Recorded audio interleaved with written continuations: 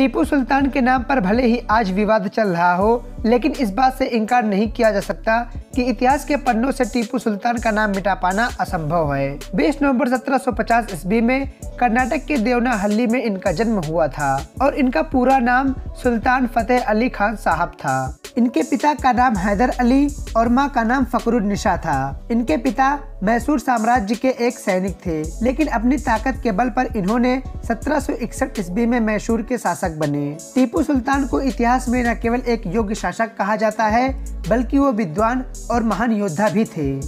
इनकी वीरता से प्रभावित होकर इनके पिता हैदर अली ने इन्हें शेरे मैसूर के नाम से नवाजा था और अंग्रेजों से मुकाबला करते हुए श्रीरंगपट्टनम की रक्षा करते हुए 4 मई 1799 ईस्वी को टीपू सुल्तान की मृत्यु हो गई।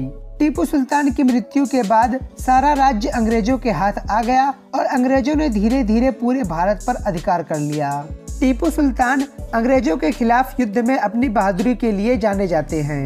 मैसूर के सुल्तान हैदर अली के सबसे बड़े बेटे के रूप में टीपू सुल्तान ने 1782 ईस्वी में अपने पिता की मृत्यु के बाद सिंहासन पर बैठे।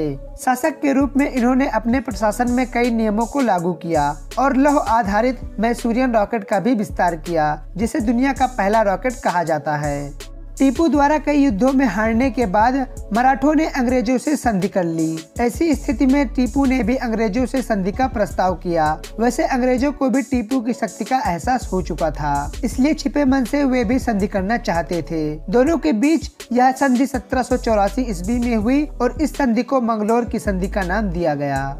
टीपू सुल्तान ने अपना पहला युद्ध मात्र 18 साल की उम्र में अंग्रेजों के खिलाफ जीता था। पलक्काड किला टीपू का किला के नाम से प्रसिद्ध है।